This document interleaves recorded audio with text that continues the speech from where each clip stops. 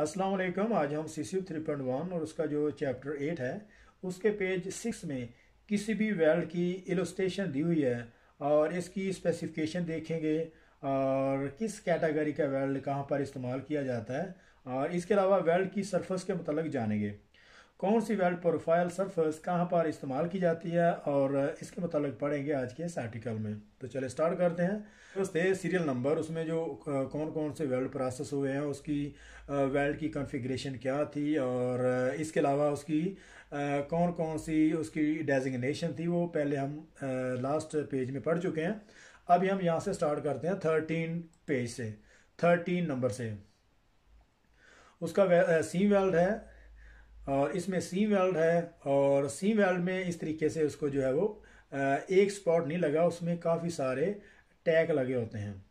तो इसका जो वेल्ड सिंबल है गोल दायरे में सीधी सीधी उन्होंने स्ट्रेट हॉरिजॉन्टल में दो लाइनें लगा दी हैं। तो इन दो लाइनों का मतलब ये है कि यहाँ पे रेजिस्टेंस वेल्डिंग प्रोसेस का जो है वो सीम वेल्ड पे जो है इसको स्पॉट लगा हुआ है। तो इसमें क्या करते हैं कि इसमें कॉपर के जो इलेक्ट्रोड व्हील होते हैं उसको कंटिन्यू वो जो करते हैं वहाँ पे, तो जैसे जैसे वो मूव करते हैं वहाँ पे वो स्पॉट लगते जाते हैं। तो इसी तरीके से रेजिस्टेंस वेल्डिंग प्रोसेस से स्पॉट और सीम वेल्ड किए जाते हैं। तो यहाँ पे इसकी जो कॉन्फ़िगरेशन है वेल्ड प्रोफाइल की यहाँ पे नज़र आ रही है दोनों प्लेटों में। तो यहाँ पे इसका जो वेल्ड सिंबल है और अब नंबर 40 में steep flange single V butt welds. तो इसमें नैरो गैप प्रिपरेशन होती है, इसकी जो प्रिपरेशन है ये क्लोज होती है और यहाँ पे इसको जो नीचे एरिया में ओपनली इसको छोड़ दिया जाता है।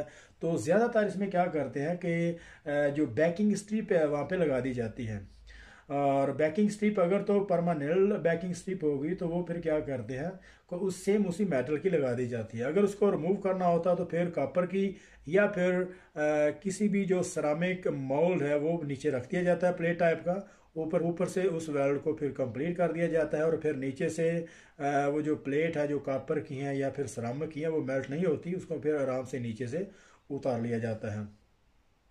और इसके अलावा उसकी जो सिंबल है कुछ इस तरह की होगी।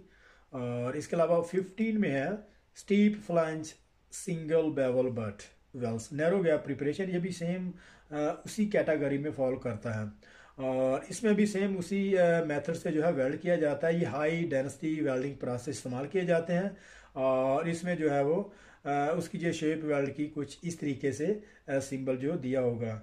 16 एच वेल्ड की बात करेंगे तो एज वेल्ड कुछ इस तरह की शेप का होता है और इसकी 3 लाइनें यहाँ पे वर्टिकल जैसे विकटे लगाई होती है इस तरह से इसको छोड़ दिया जाता है और फिर दो इसके जो एज है उसको वेल्ड कर देते हैं। बार नंबर 70 में इसकी सरफेसिंग है।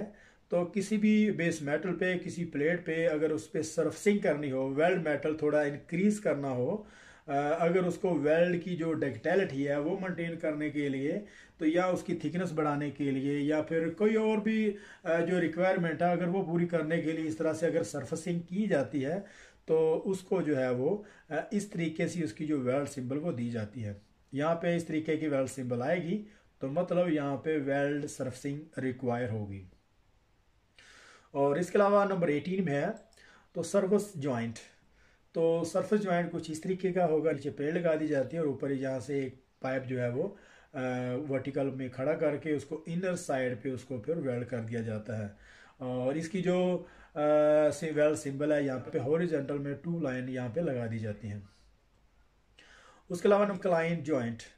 तो इंक्लाइन ज्वाइंट में यहाँ पे 45 डिग्री कमो बेश यहाँ पे उसको जो एक एंगल पे कट लगाने के बाद फिर उसकी जो भी उसकी जो ग्रूव है सीम है रिक्वायर होगी लगाने के बाद फिर उस सीम को इसी तरीके से उसको वेल्ड कर लिया जाता है और उसकी जो वेल्ड सिंबल की जो शेप है कुछ इस तरह से होगी जो 45 डिग्री में नज़र आया। 2 लाइन हॉरिजॉन्टल में तो नहीं है लेकिन इंक्लाइन पोजीशन थोड़ा 45 डिग्री में नज़र आ रही है। इसके अलावा नंबर 20 में फोल्ड ज्वाइंट है और ये फोल्ड ज्वाइंट की कॉन्फ़िगरेशन कुछ इस तरह की है कि जैसे दोनों हाथों की दोनों उंगलियों को आपस में फोल्ड करके ऐसे रखा होता है और इसी तरीके से वेल्ड की सिंबल भी वहीं बनाई हुई है। और इसके बाद हमारा supplementary symbols extracted from the BSEN 22553 में तो ये ब्रिटिश स्टैंडर्ड 22553 से ये ली हुई हैं जो सप्लीमेंट्री सिंबल्स हैं। और ये वेल्ड की शेप है और उस पर जो बैकिंग स्ट्रिप है, उसकी जो वेल्ड टोज हैं और हर तरह की जो शेप है यहाँ पे वो उन्होंने डिस्कस की हुई है। तो चलो इसको देखते हैं। Shape of the weld surface और वेल्ड्स।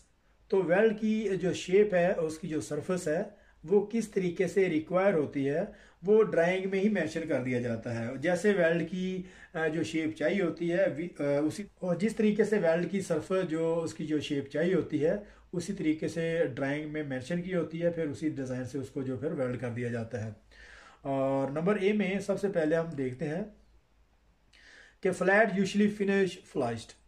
तो ये जो वेल्ड जो प्रोफाइल है बिल्कुल उसकी जो फ्लैट होती है, कहीं से कर्व या उभरी हुई या नीचे वो कनकेव टैप नहीं होती, बिल्कुल पेरिस मेटल की जो उसी के लेवल उसको जो वेल्ड कर दिया जाता है, जैसे जिसको हम डिज़ाइन थ्रोट थिकनेस भी कहते हैं। और इसके अलावा नंबर बी में है कन्वेक्स है। और जो कन्वेक्स की जो शेप होती है वो इस तरीके से सेंटर से ऊपर को उभरी होती है। और ये फिलेट वेल्ड और बट वेल्ड, जिस वेल्ड में जो सी इसकी जो शेप चाहिए होती है उस तरीके से वहाँ पे उसको मेंशन कर दिया जाता है, फिर उसी तरीके से वेल्ड की जो प्रोफाइल है वो बना दी जाती है। फिर उसमें गेजेस वगैरह का इस्तेमाल करते हैं कि वाकई जो रिक्वायर प्रोफाइल है वही बनी है, और गेजे में जो डिमेंशन है वो चेक कर ली जाती है, फिर उस पर इंस्पेक्शन करने के बाद फिर एक्सेप्ट या उसको रिजेक्ट करते हैं। उसके बाद कनकैव है। और कनकैव की शेप इस तरह से होती है, वो नीचे अंदर से नीचे की तरह दबकी होती है। और यहाँ पे जो है उसकी जो शेप इस तरह से सिंबल्स की दी हुई है। और ये बात को फिलेट वेल्ड में इसको इस्तेमाल किया जाता है। और इस शेप को वहाँ पे इस्तेमाल किया जाता है जहाँ पे साइक्लिक लोडेड, जहाँ पे बार बार अगर कोई चीज़ आके टकराती है तो वहाँ से जो क्रैकिंग से बचाने के लिए मटेरियल को उसकी जो शेप है वो इस तरह से बनाई जाती हैं। और इसकी वजह से इसके जो टोज हैं वो वेल्ड जो हुए होते हैं उस पर क्रैकिंग आने के चांसेस बहुत कम हो जाते हैं। उसके अलावा नंबर डी में toe shall be ground smoothly. और जो वेल्ड की टो है, फॉर एग्जांपल हम यहाँ से इसको बना लेते हैं।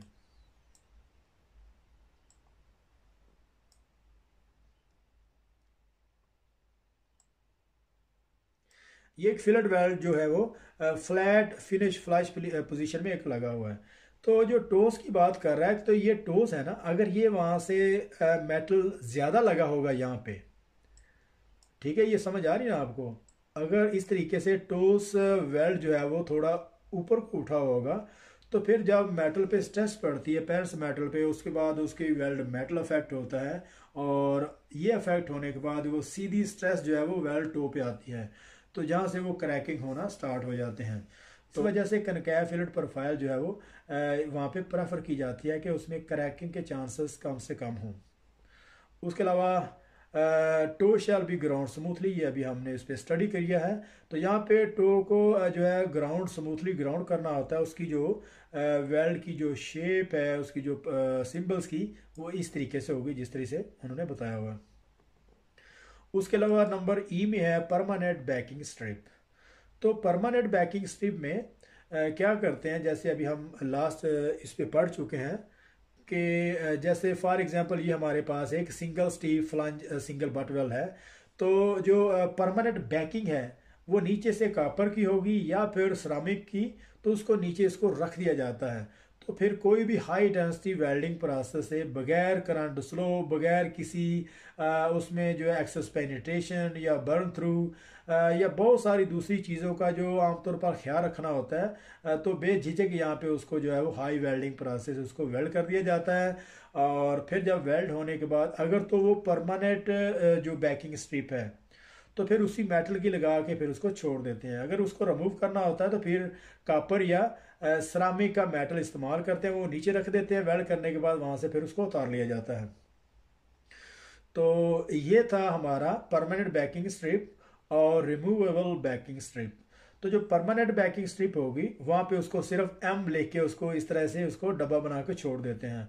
और जो रिमूवेबल बैकिंग स्ट्रिप है उसके एम के साथ फिर आर भी लगा देते हैं, पता चले कि ये जो है वो बैकिंग स्ट्रिप रिमूवेबल है। तो यहाँ पे हमारा जो चैप्टर 8 का जो पेज 6 था यहाँ पे ख़त्म हो रहा है। तो मिलते हैं नेक्स्ट पेज में। तब तक के लिए अल्लाह हाफिज़।